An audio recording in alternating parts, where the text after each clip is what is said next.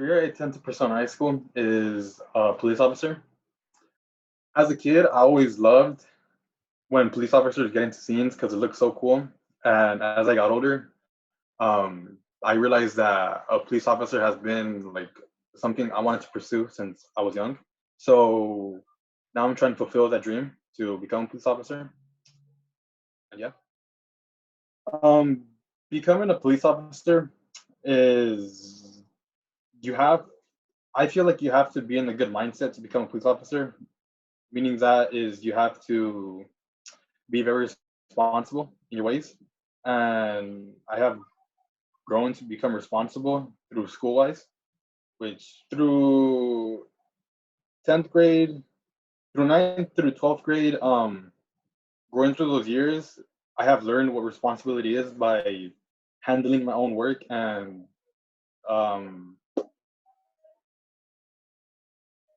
and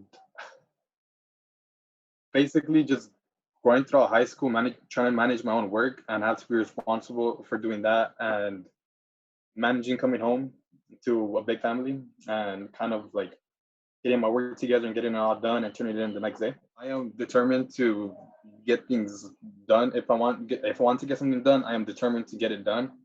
And for a police officer, if you're on a case, you have to be determined to actually go through with the case. So I feel that determination is one of my skills.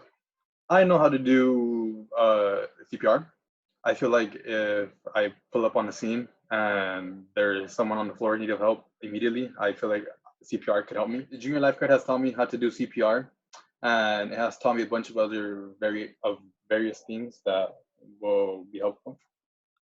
When I was in the 10th grade, I looked into becoming a junior lifeguard more because someone mentioned it, and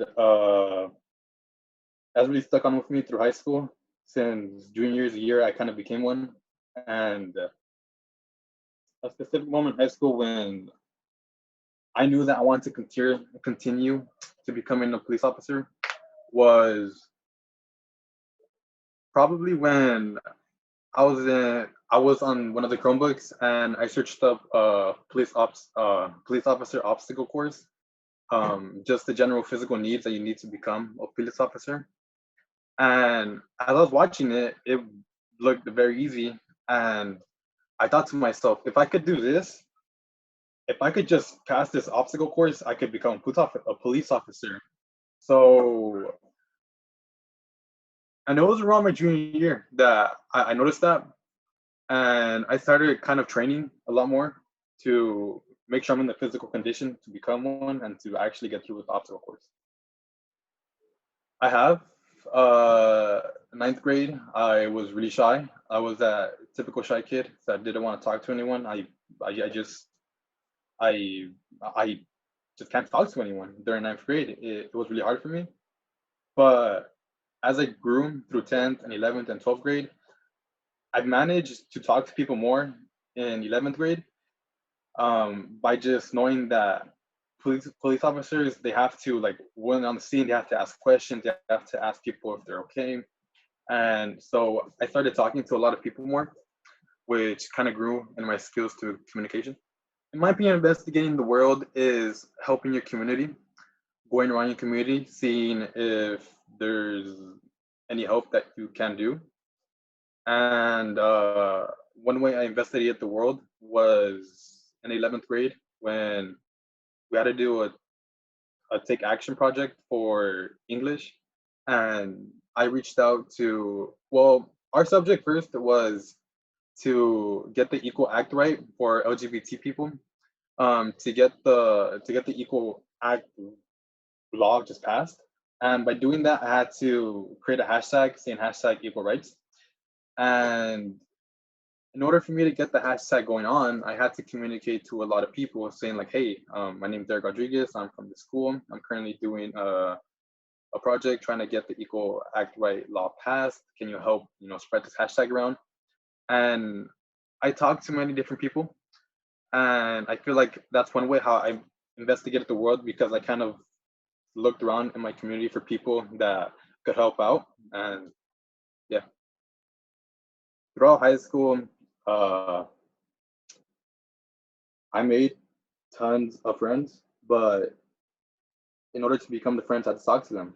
And as I was talking to them, I got to know them more, and I got to realize that not that many people are the same situation as you. So sometimes, if you want a better bond, you got to put yourself in their shoes. You got to put yourself in their perspective. So I kind of learned how to do that and how kind of to relate to people a lot more. My friend Angel Dizama, he's my best friend.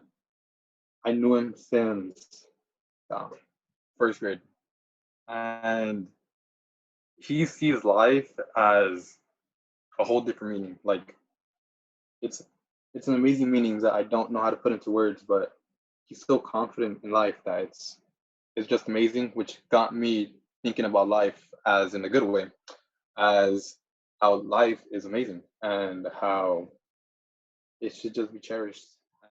In classes, at times when students say that they can't really, that some students can't finish the work or can't turn in the work because they have like things going on at their house because they have a big family or just have family problems, which I can say that I've been there, not necessarily in their situation, but I know what they're talking about. I know what they're going through. So I kind of try to put myself in their situation, kind of try to realize and try to help them out with the class. One thing you should know is that deadlines come faster than you expect. Don't just think a deadline is just a date that will never come. A deadline will come and it will come faster as you think if you don't really, if you just push it away. So it's best to keep that deadline somewhere in your calendar and just to focus on it and get your work done on time.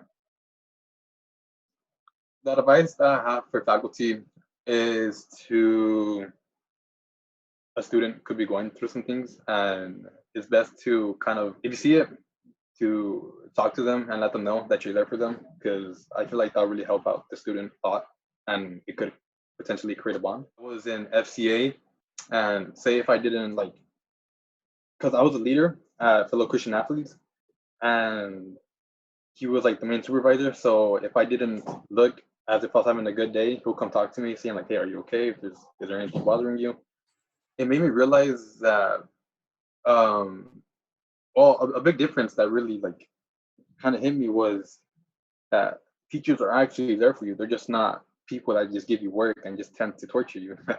No, teachers are there for you, but they just have somewhere they have work to do at the same time, so it doesn't really look like it. But if you're there to talk to them, they'll care for you. I just want to say that Visa has really shaped me into a college and career ready student. I never thought that Visa could make me ready for college, but I feel like I'm ready for college.